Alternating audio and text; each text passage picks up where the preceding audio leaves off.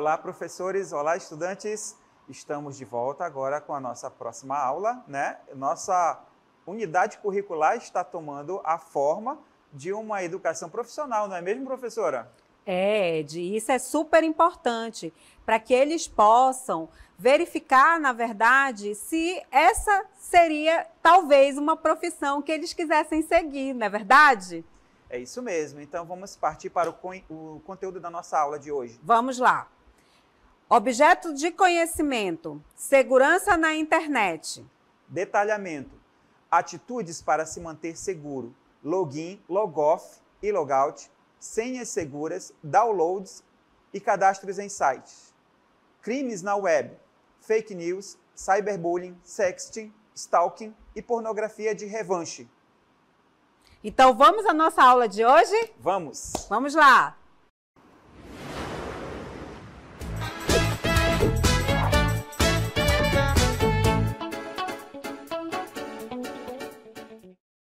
E vamos para o conteúdo de hoje, né? Hoje nós vamos ver como se comportar na internet, né? E como se manter seguro na internet. A internet é uma extensão de todos os espaços que encontramos fisicamente, pois nela podemos pagar contas, arrumar emprego, estudar e até nos divertir, né? Entre outras coisas. Pensar nisso já é um primeiro passo para garantirmos a nossa segurança, né? Além da verificação do protocolo HTTP e HTTPS, né, que também é importante, nós já vimos isso em outras aulas, né? É importante estar atento aos termos de uso do site, porque ao fazer o cadastro, por exemplo, estamos consentindo com todas as normas que a empresa que criou o site, responsável, né, pelo site, determinou, tá? Esses termos, eles podem ser textos muito longos e chatos de se ler, mas muitos sites já têm apresentado versões simplificadas, com regras mais gerais, para incentivar as pessoas a ler antes de se cadastrar. O login e logoff, né? O login e logoff. Ao acessar um computador ou um celular ou qualquer outro dispositivo, é preciso cadastrar uma conta de usuário e é possível, inclusive, cadastrar mais de uma no mesmo aparelho, tá? Para acessar o seu perfil, o usuário faz o que se chama de login, tá? Ou seja, ele coloca suas informações e a máquina abre aquele perfil salvo, tá?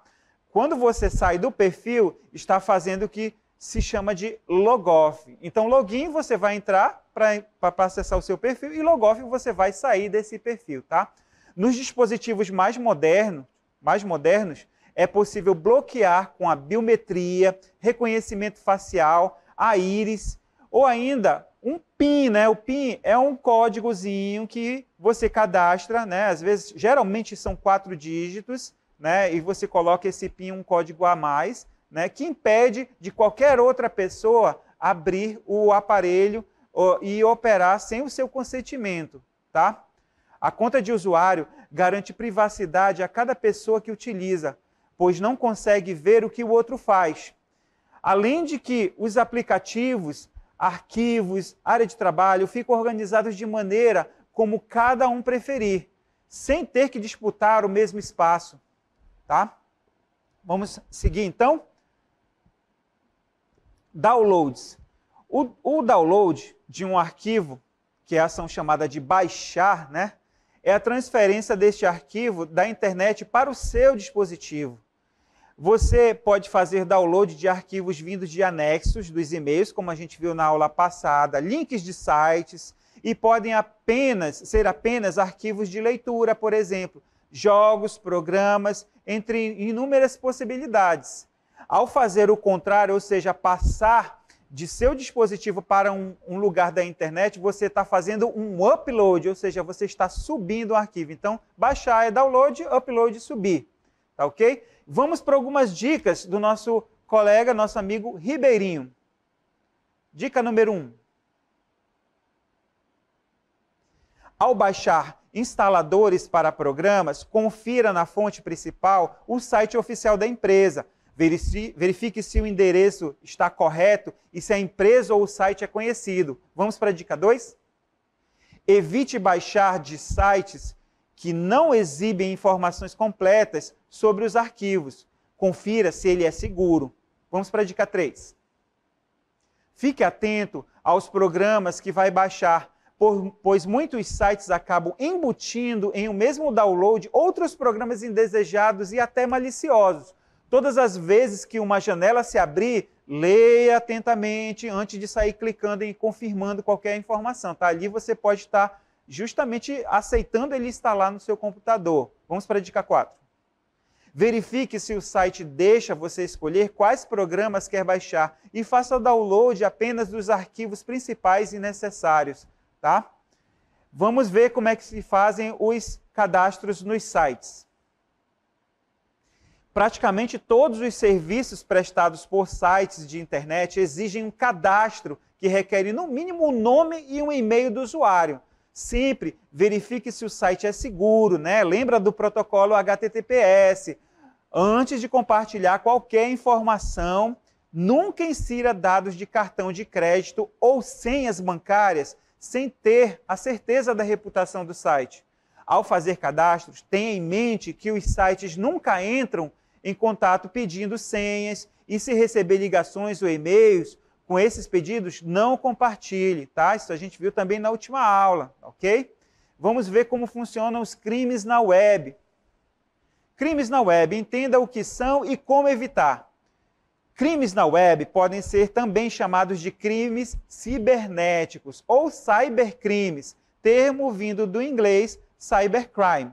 Né? Basicamente, podemos classificar como crimes que utilizam qualquer meios e dispositivos eletrônicos conectados à internet para praticar atos criminosos que geram prejuízos às pessoas ou ao patrimônio, como extorsão de recursos financeiros, invasões de sistemas, disseminação de vírus, entre outros danos à reputação de quem sofreu prejuízo, como danos emocionais e exposições à internet. Tá? Vamos olhar como isso acontece na prática, tá ok? A prática desse crime ficou tão comum que cerca de 65% dos usuários da internet já foram vítimas de algum tipo de cybercrime. Segundo uma pesquisa feita por uma empresa especializada em segurança digital, a seguir nós temos alguns exemplos desses crimes, tá ok? Olha lá, lavagem de dinheiro. Os criminosos fazem transferências, movimentações de dinheiro de modo ilegal e tentam esconder sua fonte de origem. Tá? Cyberterrorismo é um tipo de crime com motivações políticas, normalmente contra órgãos governamentais, né? Muitos comuns em países desenvolvidos. Porém, tem ocorrido também em países subdesenvolvidos, né? Aquelas tradicionais invasões que vocês também devem acompanhar nos telejornais, tá? Roubo. Este talvez seja o mais comum de se ver. Os criminosos utilizam dispositivos eletrônicos, como computadores e celulares, para roubar dados, empresas, pessoas, fazer espionagem, fraude, principalmente extorquir dinheiro, tá? Às vezes, esses dispositivos estão instalados em caixas eletrônicos, né? E você vai sacar, no momento que você digita a senha, ele está capturando ali a tua senha para depois ele utilizar. Tá? Vamos ver outras modalidades de crimes também. Fake news. Tá? Fake news é um termo utilizado para definir falsas disseminadas, notícias falsas disseminadas, tá?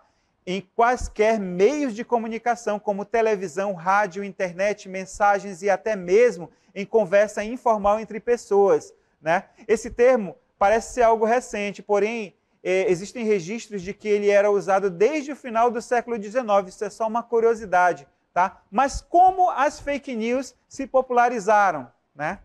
O termo ficou mais conhecido nas eleições presidenciais dos Estados Unidos em 2016, quando o então candidato e hoje ex-presidente Donald Trump fez uma campanha eleitoral muito rica em informações muitas vezes de origem duvidosa, envolvendo diversos tipos de pessoas influentes, politicamente poderosas, até dos conteúdos sensacionalistas e invasivos. Tá?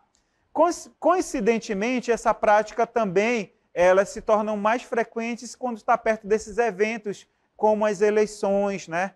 e outros eventos que possam causar algum tipo de impacto na sociedade. Tá? Mas para que servem as fake news, né? Para que elas servem? Para que você vai criar uma fake news? Então, há diversos motivos que influenciam e atraem pessoas a esse tipo de prática, como criar conteúdos absurdos com o intuito de difamar, né? Caluniar, disseminar o ódio, né? E muitas vezes atrair outros usuários da internet ou pessoas vulneráveis, desinformadas, e assim conseguir atingir objetivos às quais essas informações foram criadas, né? Então, no caso das eleições, pode servir para derrubar um adversário e vencer, tá? E como elas são disseminadas? Existem vários grupos que se especializaram para criar esse tipo de conteúdo, com tantas informações falsas que conseguem fazer pessoas acreditarem que estão vendo, lendo, ouvindo, né? Então, esses grupos, eles atuam fortemente em um local obscuro da internet chamado Deep Web, tá?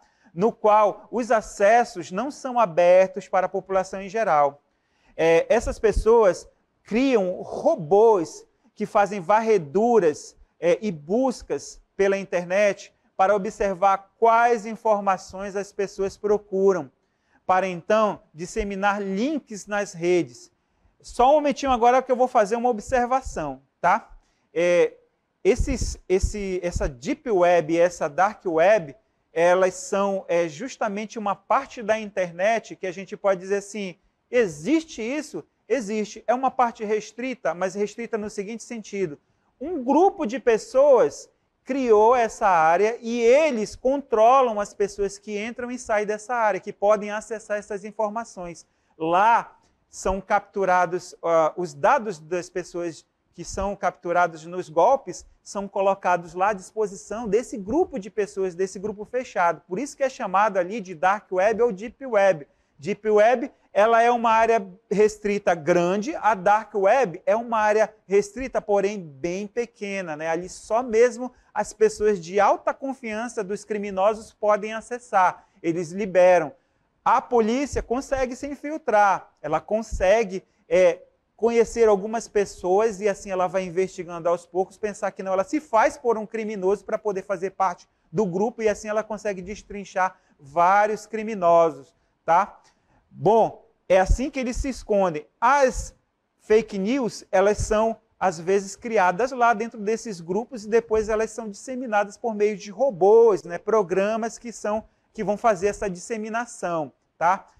Mas como é que eu vou saber quando uma notícia é ou não fake news, né? Então vamos prosseguir. Se a notícia é verdadeira, certamente estará em outros canais de notícias ou em todos, né? Em todos. Então verifique em um canal que você costuma confiar, tá? Uma outra maneira é ir ao site do Conselho Nacional de Justiça. Lá tem um mural chamado Painel de Checagem com um link para várias agências de checagem, tá?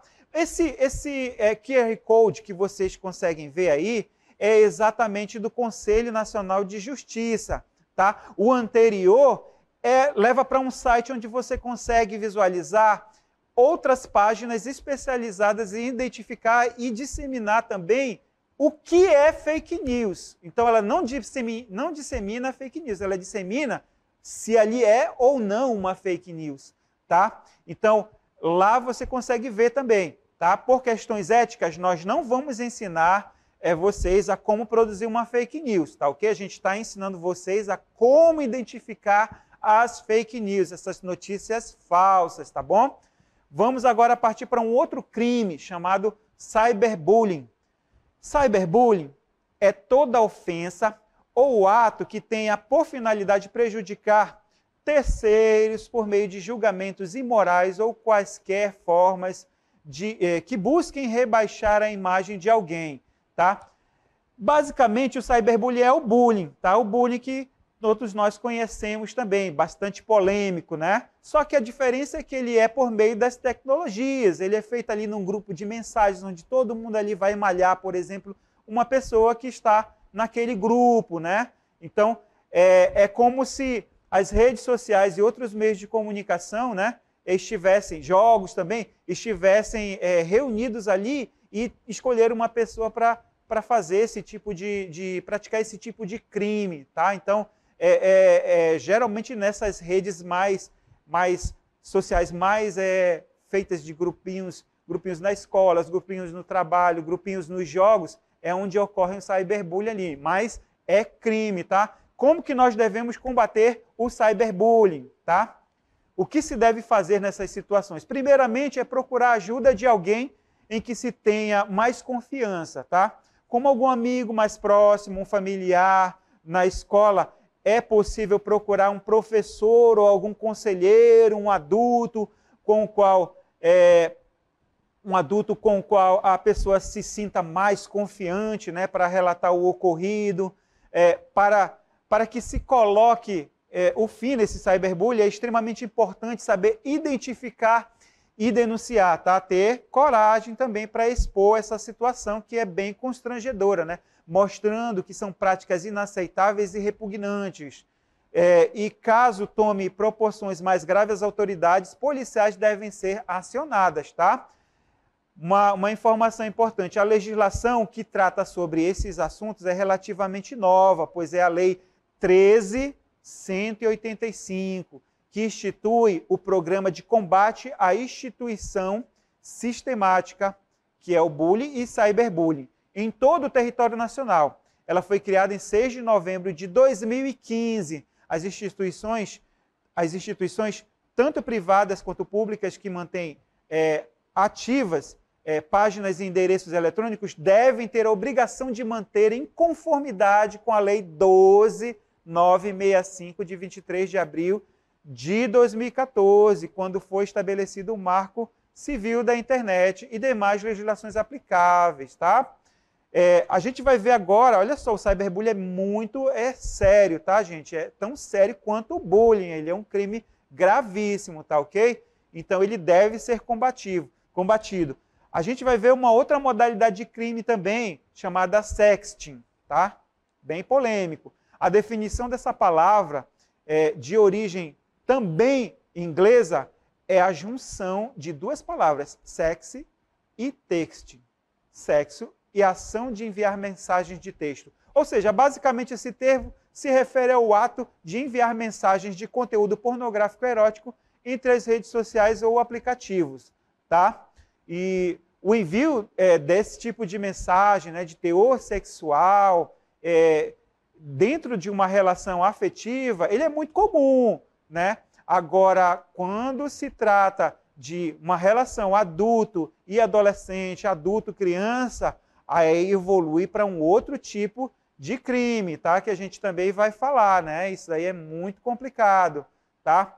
Nós podemos falar que o sext, ele, enquanto está ali consentido entre os casais, tá tudo bem, é uma coisa privada. Agora, quando você começa a trocar mensagens com um adolescente, com crianças, aí já entra no ramo da pedofilia e aí o crime começa a ficar grave, né? O sext, que era ali entre os casais, se torna um crime gravíssimo, tá ok? Vamos para uma outra modalidade. Bom, primeiro, antes de falar nessa modalidade, vamos falar de stalking. Stalking, nós podemos configurar como uma situação de uma pessoa que busca de maneira incansável, né, persegue por meio de telefonemas, de mensagens, a vida de uma outra pessoa, fica invasiva, né, insistente. Esse stalking, né, ele gera uma pessoa, um personagem chamado stalker. É esse que persegue, né? Ele, sei lá, ele de repente gostou de uma pessoa, só que ele incansavelmente fica perseguindo, tirando fotos, vendo o que a pessoa está fazendo no dia a dia, ele está ali fissurado naquela pessoa. Esse é o stalking. Isso, quando se torna na internet, ou seja, quando ele está perseguindo alguém na internet, aí vem o cyberstalking, tá? Então, quando ali nas redes sociais ele está seguindo aquela pessoa, é normal? É normal, mas quando ele insistentemente acordou, já vai ver o que aquela pessoa está postando. Aquela pessoa postou uma foto, ele vai lá, faz um comentário. Aí a pessoa postou uma outra. Ele está ali marcando de perto, vendo todos os passos, E vai também mandando mensagem, vai também seguindo em outras redes sociais. Ele vê aquela pessoa ali, que antes era uma pessoa que só admirava e agora ele está insistentemente seguindo aquela pessoa, ali já pode se tornar um crime, né? Porque ele já pode estar com outras intenções. Então, a perseguição ocorre por meio da internet, que ocorre por meio da internet, é conhecida como cyberstalking, tá? E ela ocorre com bastante frequência em razão das informações serem muito mais fáceis de se conseguir, tá? Essa situação afeta diretamente a saúde mental e às vezes até física da vítima, podendo ficar tão séria a ponto de esta arriscar sua vida, tá? Bom, a gente vai partir agora para uma outra modalidade de crime, tá? Que é a pornografia de revanche. A pornografia de revanche, ela guarda certas semelhanças com sexting, tá?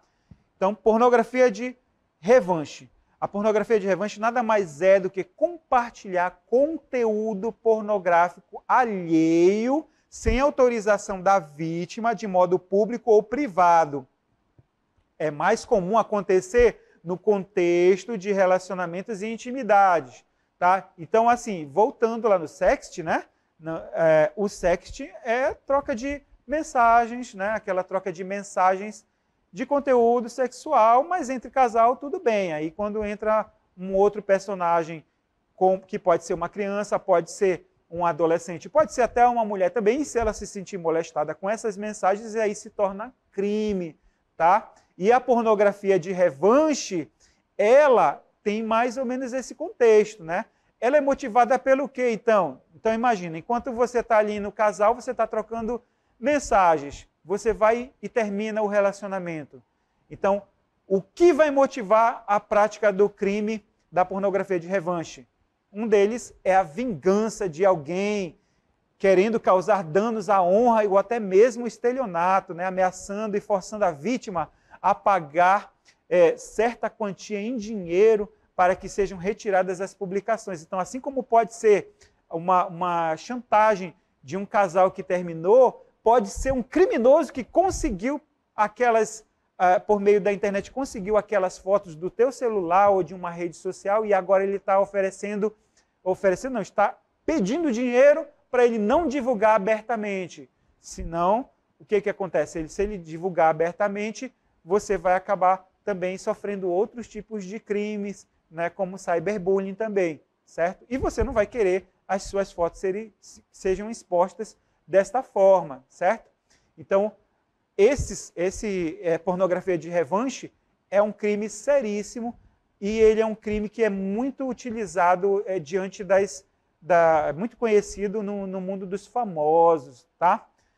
Importante saber, vamos lá, pode-se configurar crime qualquer situação na qual há registro não autorizado de intimidade sexual, segundo o artigo 218b do Código Penal, assim como vazamento de fotos e vídeos publicados sem o conhecimento ou consentimento da vítima, né, é configurado como um crime, tá ok? Então, se não tiver o consentimento, se não tiver o conhecimento, é considerado um crime, segundo esse artigo, que é o 218b do Código Penal, tá ok? Mas o que podemos fazer para combater?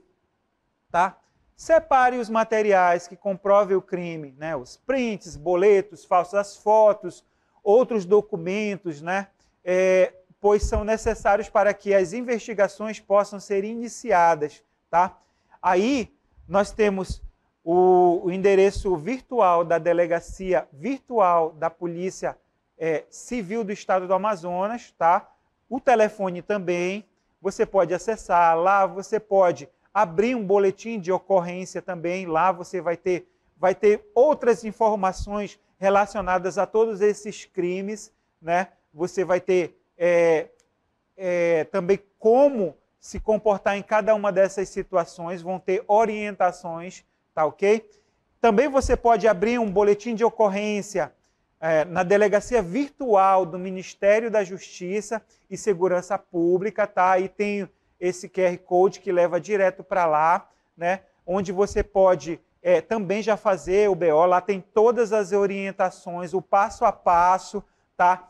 O que está configurando como crime, orientando também quais os dados que vocês vão precisar ter em mãos para poder fazer essa denúncia, tá?